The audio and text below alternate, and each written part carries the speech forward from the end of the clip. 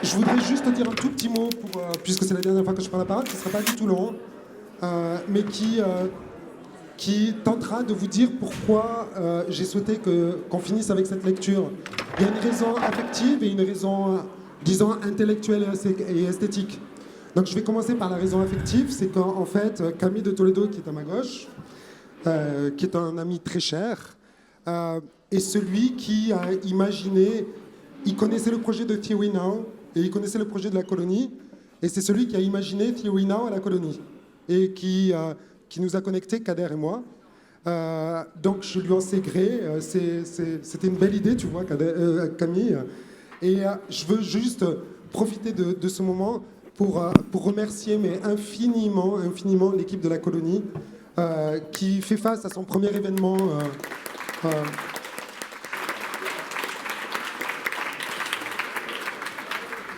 Non pas son premier événement, mais disons sa premier déferlement ininterrompu pendant 4 jours de personnes pour assister à un événement théorique.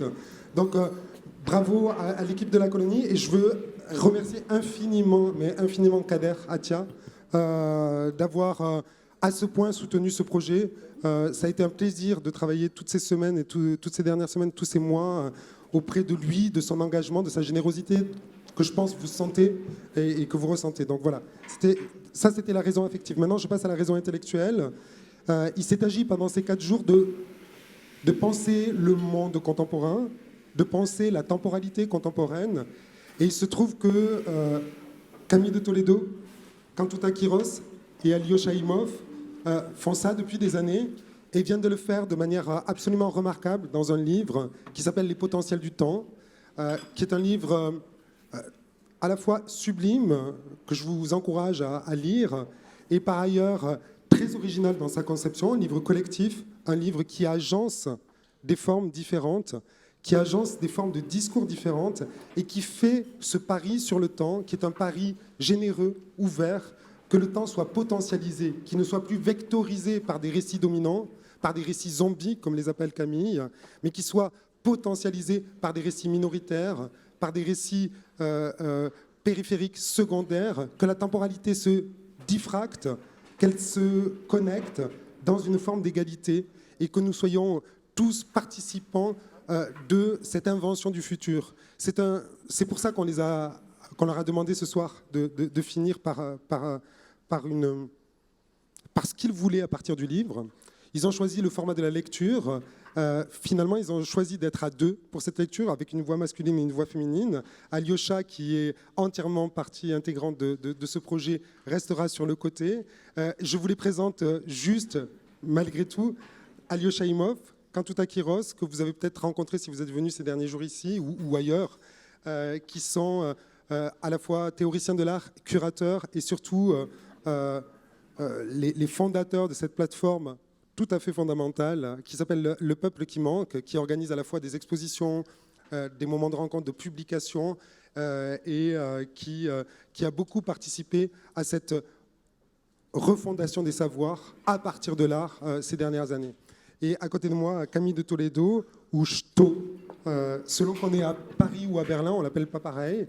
Il est plutôt Camille de Toledo ici, c'est-à-dire qu'il est plutôt sous son identité d'écrivain, qui a donc co-signé ce dernier livre, Les potentiels du temps, mais bien d'autres livres, chez Vertical, chez Verdier aussi, L'inquiétude d'être au monde, et un prochain livre qui paraîtra à la rentrée chez Gallimard, le livre de la soif.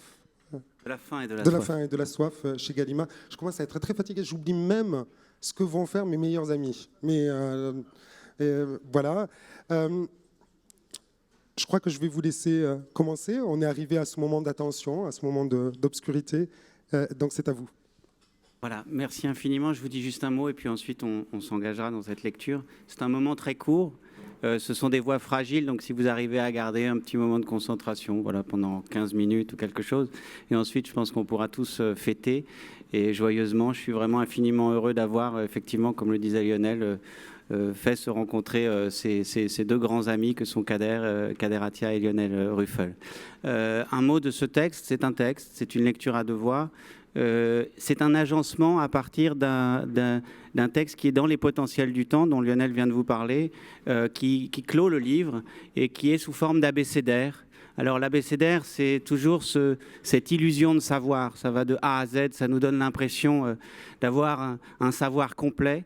Et évidemment, dans le livre déjà, c'est un savoir tout à fait fragile et c'est un abécédaire chaotique, désordonné.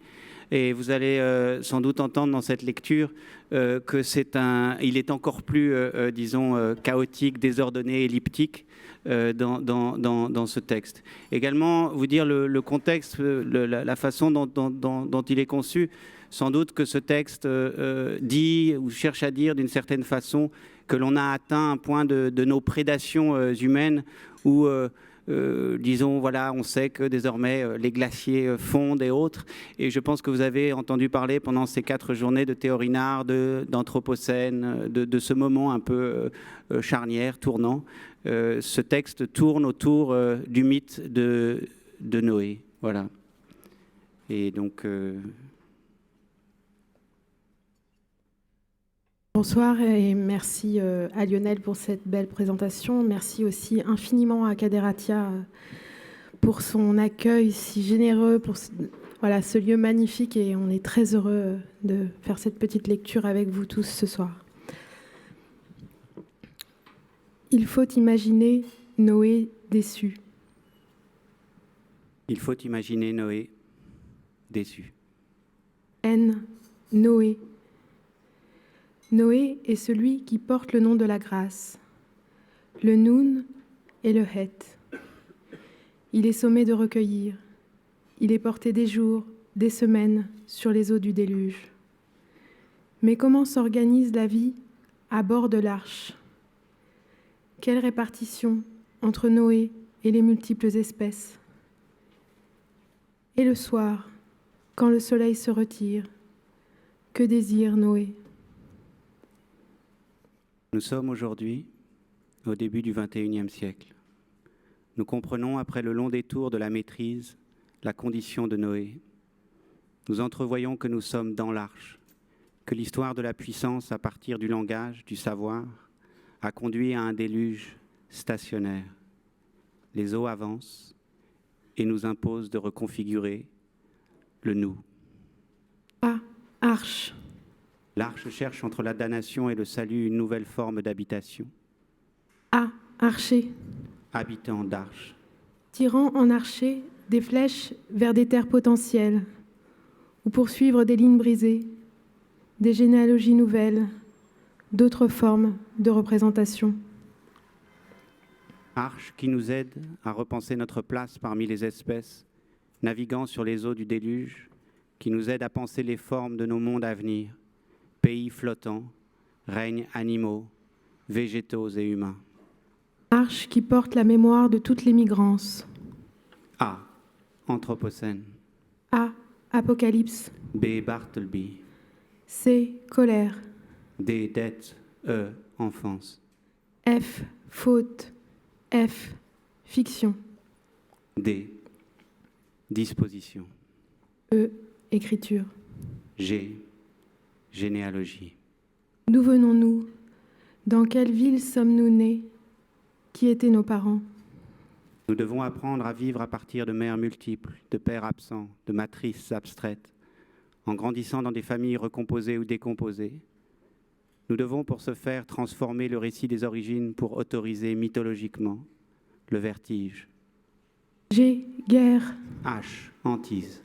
V. Vertige. Nous pensons à un état de vertige où nous parviendrons à nous tenir dans un repère de coordonnées mouvantes, d'instabilité de genre, d'état, de langue. Nous nommons savoir du vertige les connaissances physiques, mathématiques, littéraires, techniques, qui nous aident à comprendre, à appréhender le vertige. V. Vertige. État de vacillement, de tremblement que nous cherchons à apprivoiser, à habiter. Au pouvoir qui tente de maintenir, de conserver des digues, des rentes, nous opposons un savoir qui demande, exige des métamorphoses pour que nous puissions accueillir ce qui devient, ce qui voudrait être. C. Colère. A. Arche. D. Disposition. C. Conditionnel. Ce qui s'énonce ici au conditionnel C'est l'idée que ce qui nous est présenté comme réel n'est valable que dans un certain monde. Le conditionnel est en cela le temps des régimes multiples d'existence. Si nous écrivons la ville où il serait né, nous maintenons l'écart entre ce qui est, la ville, et ce qui pourrait être. Il pourrait être né ailleurs, il serait peut-être né ailleurs. Et nous repartons maintenant de l'usure des mots.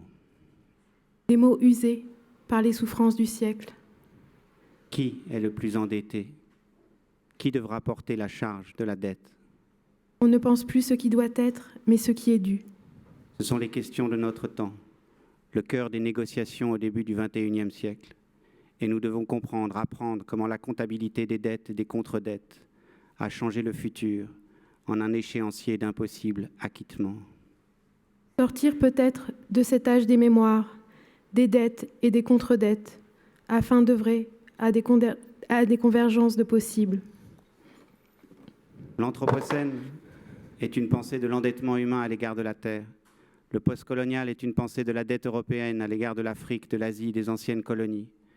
L'humanité, à l'issue du XXe siècle, est devenue un système complexe d'endettement. On ne pense plus ce qui doit être, mais ce qui est dû.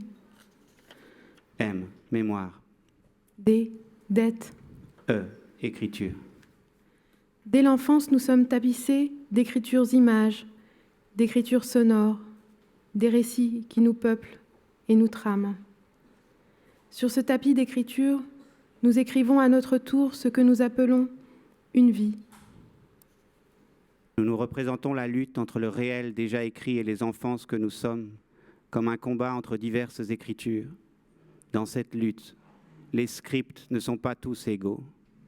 Il s'agit toujours de considérer leur potentiel, leur contribution aux métamorphoses, aux impatiences dont nous sommes tissés. E, écriture. D, dette. F, faute. V, violence. Celui qui s'intéresse aux contraintes qui, dans le présent, empêchent que s'accomplissent des métamorphoses. Celui-là se heurte nécessairement à l'interdit de la violence, à la violence de ce qui est interdit. Il y a une violence de conservation qui empêche, maintient un état de choses, une violence de réaction qui s'oppose à ce qui se transforme, et une violence d'action de ce qui aspire à être. Et il importe de considérer les violences différentiellement, eu égard au potentiel vers lesquels elles font signe, aux avenirs au nom desquels elles se déploient. Nous devons repartir de l'usure des mots. Les mots usés par les souffrances du siècle. A, Apocalypse. F, faute. B, Bartleby. C'est pour contrer l'épuisement du nom que nous repartons du Bartleby, pour œuvrer à partir de sa ruine. Nous proposons non pas d'abandonner Bartleby, mais de le transformer, en modifiant le conditionnel négatif, je préférais ne pas, en conditionnel affirmatif, je pourrais. Je pourrais, c'est sa phrase, la réplique qu'il réserve à toutes les propositions. I could. Ce n'est que petit à petit qu'il a senti la force de sa réplique. Le conditionnel l'a gagné comme les hautes marées. Ses doigts, surtout le pouce, puis l'épaule, le buste, tout a convergé jusqu'au cœur pour éclore dans sa voix paisible, inébranlable. Je pourrais. Je pourrais me transformer en jungle, disent les déserts. Je pourrais me changer en île, disent les continents. Je pourrais être une plante, disent les bêtes. Je pourrais être une nuit, dit le jour. C'est conditionnel. C'est colère.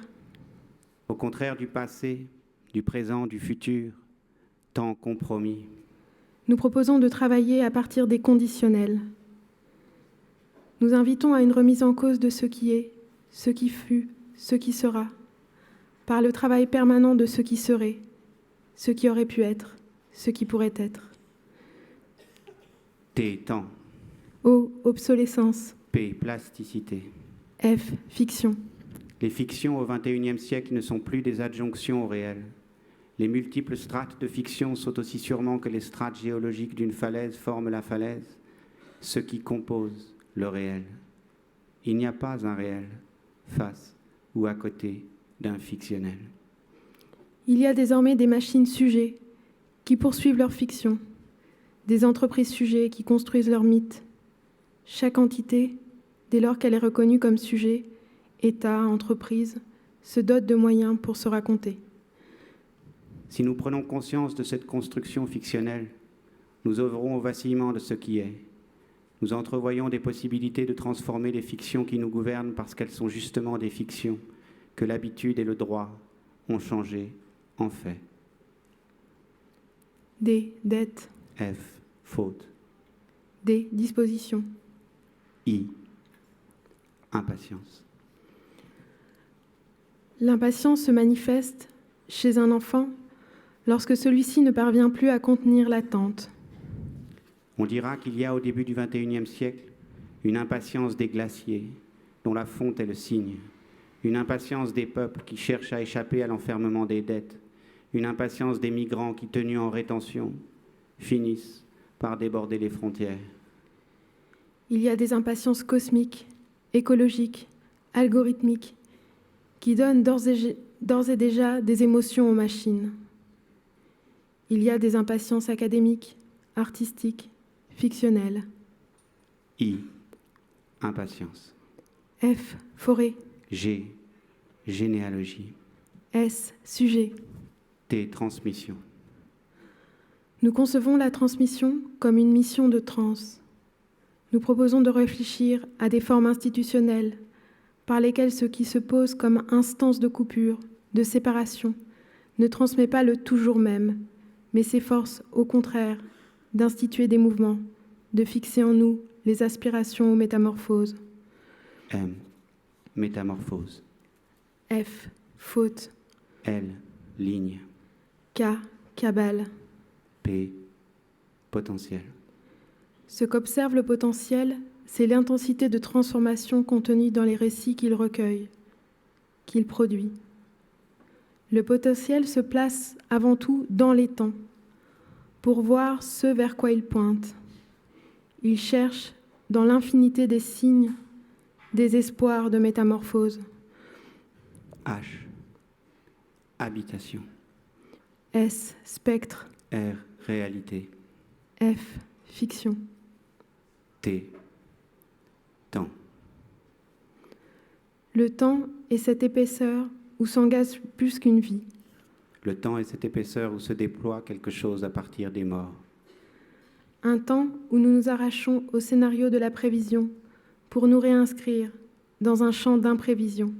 Une opacité au-delà de laquelle nous ne pouvons pas voir, nous ne pouvons pas prévoir. Nous sommes attentifs à ce qui naît, à ce qui veut naître. Les eaux avancent et nous imposent de reconfigurer le nous. Et Noé est porté des jours, des semaines sur les eaux du déluge. Il faut imaginer Noé déçu.